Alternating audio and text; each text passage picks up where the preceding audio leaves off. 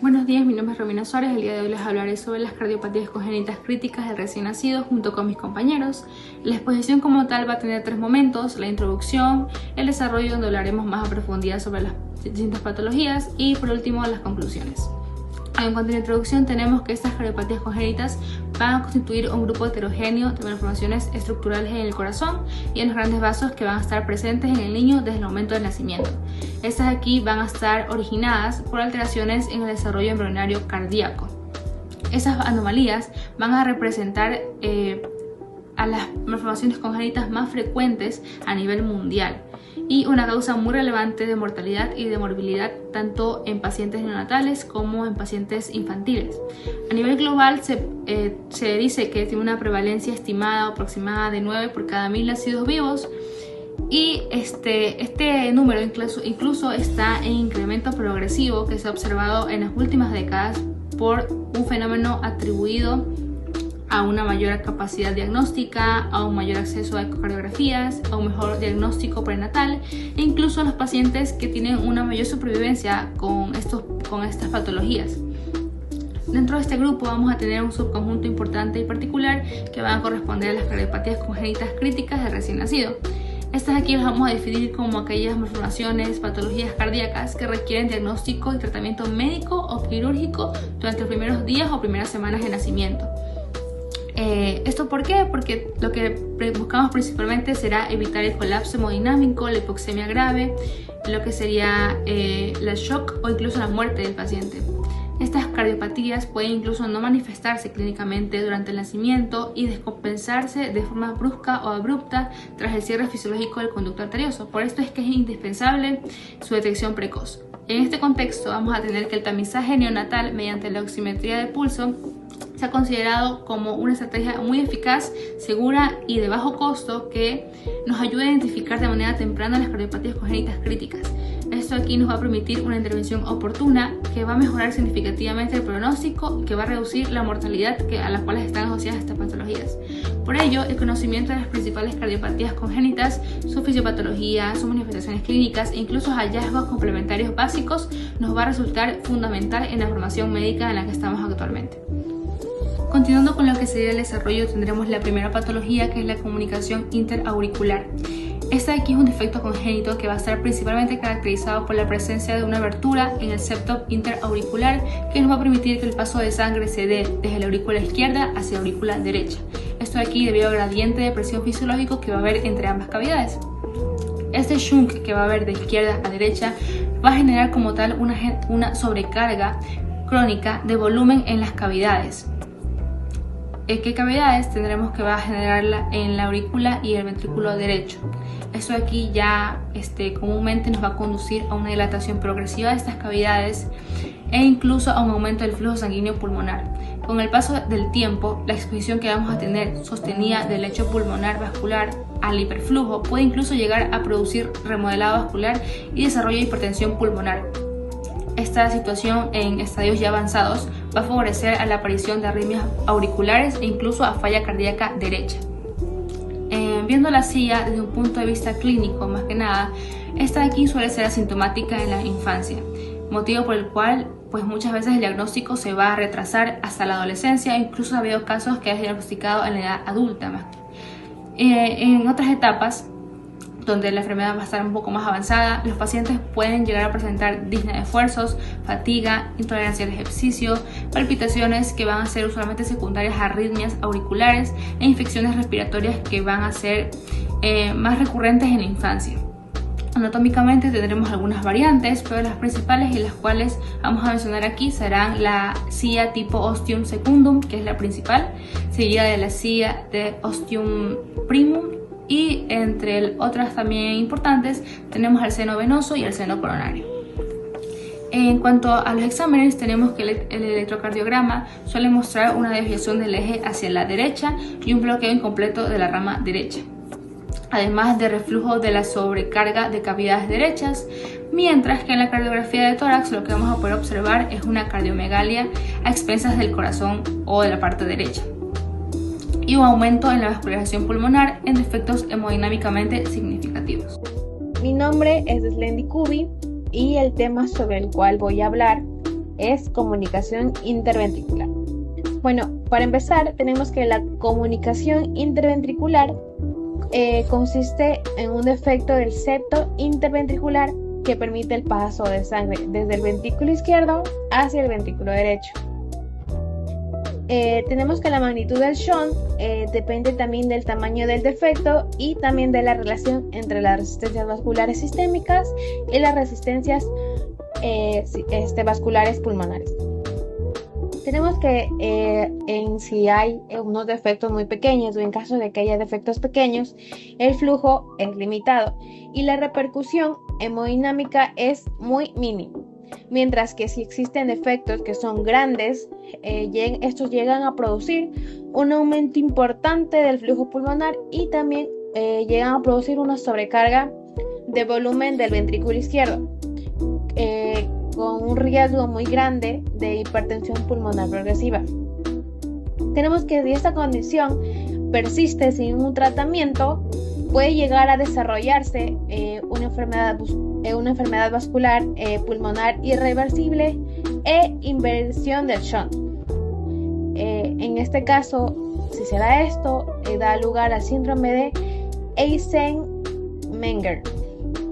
Ya, en cuanto a la clínica, hablando clínicamente, tenemos que los defectos pequeños suelen ser asintomáticos y estos llegan a detectarse por la presencia de un soplo cardíaco, mientras que si los defectos, o sea, la manifestación clínica es muy grande porque los defectos son moderados o grandes, se manifiestan en los primeros meses de vida, con signos de insuficiencia cardíaca, taquipnia, dificultad para la alimentación, también incluye la sudoración excesiva y también un retraso del crecimiento ponderal. Hablando anatómicamente, tenemos que la comunicación interventricular se clasifican en perimembranosas, musculares, supracristales y de entrada.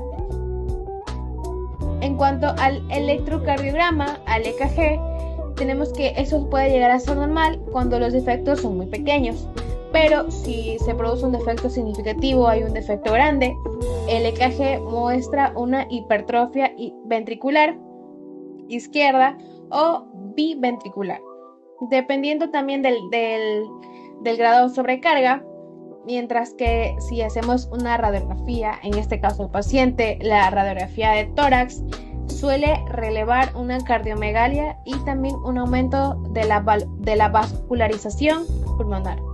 Gracias. Bueno, mi nombre es Yael Silvera. Yo voy a hablar sobre la coartación de la aorta. La coartación de la aorta es una cardiopatía congénita caracterizada por un estrechamiento localizado de la aorta, generalmente a nivel de lo que es el istmo aórtico, lo que genera una obstrucción al flujo sanguíneo sistémico. Esta obstrucción produce un aumento de la poscarga del ventrículo izquierdo y una elevación de la presión arterial proximal al sitio de la coartación, mientras que distalmente se observa hipoperfusión.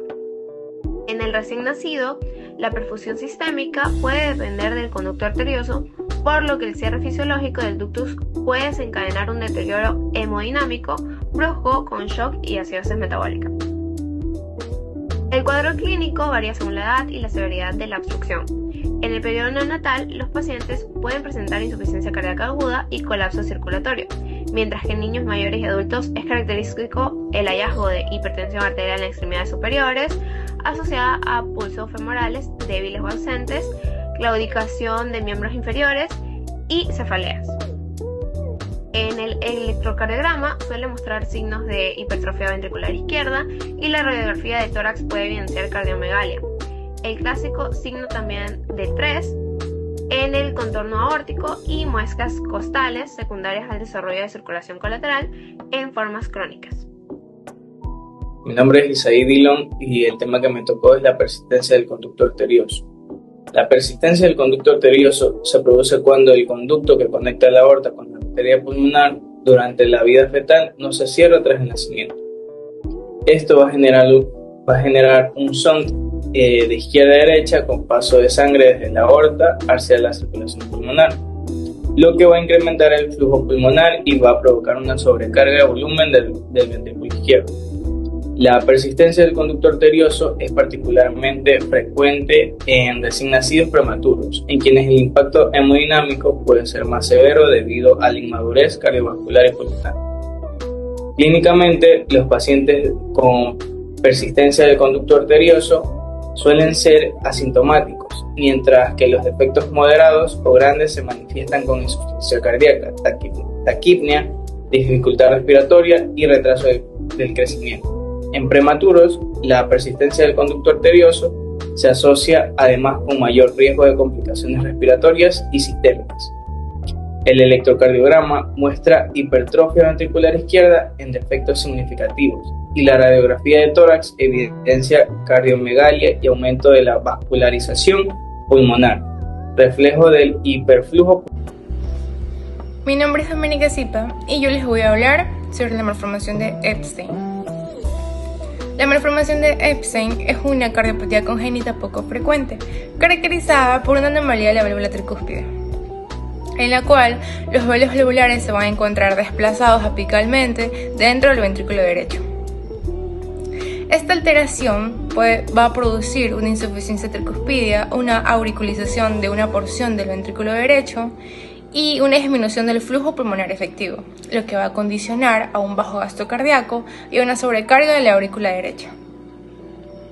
Con respecto a la presentación de su clínica, va a ser variable, ya que puede ir desde formas neonatales graves con cianosis e insuficiencia cardíaca hasta formas leves que se pueden presentar tanto en la adolescencia como en la adultez con disnea, fatiga e intolerancia al ejercicio.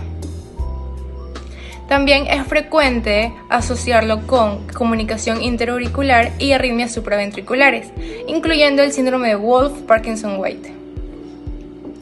Por otro lado, en el electrocardiograma va a mostrar bloqueo de rama derecha, ondas P prominentes y patrones de preexcitación, mientras que en la radiografía del tórax se va a evidenciar una cardiomegalia muy marcada con silueta globosa y una disminución del flujo pulmonar.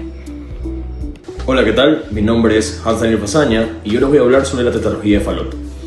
La tetralogía de Fallot es una cardiopatía congénita cianótica compleja resultante de una alteración en el desarrollo del tracto de salida del ventrículo derecho. Esta va a estar compuesta por 4 lesiones anatómicas: comunicación intraventricular, estenosis pulmonar, cabalgamiento de la aorta e hipertrofia ventricular derecha.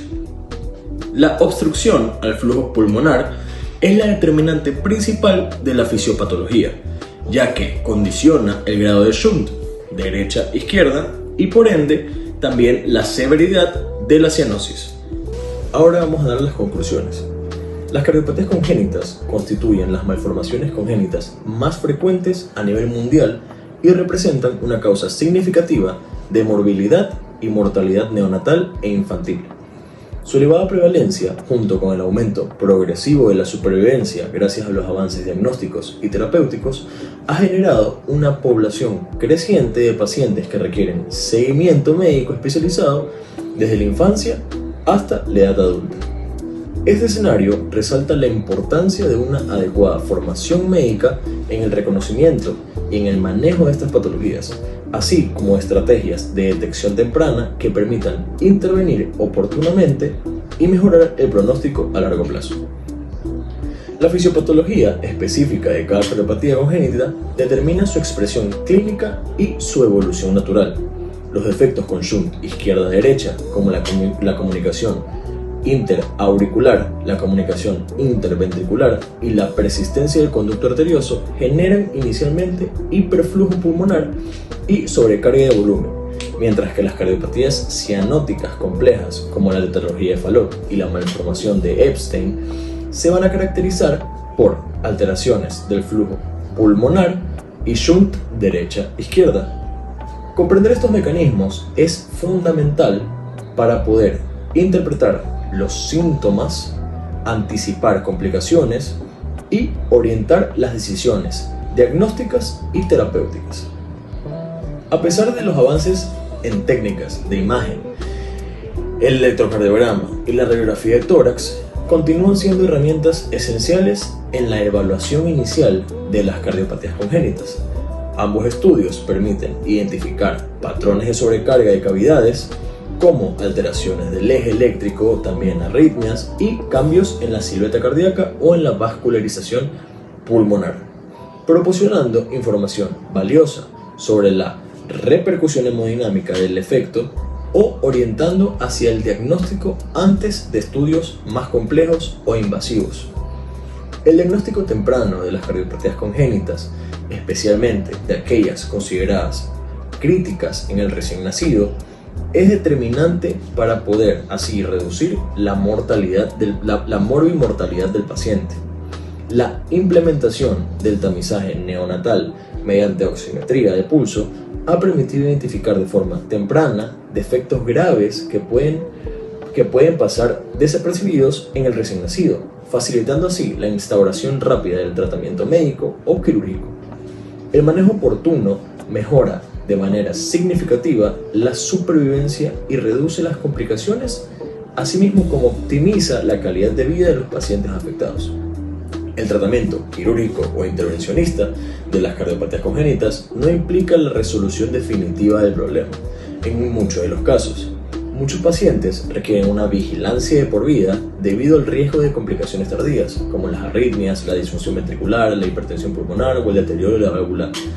Por ello, el seguimiento continuo y multidisciplinario es esencial para poder garantizar un manejo integral, prevenir complicaciones y asegurar adecuadamente la transición del cuidado pediátrico al adulto. Muchas gracias.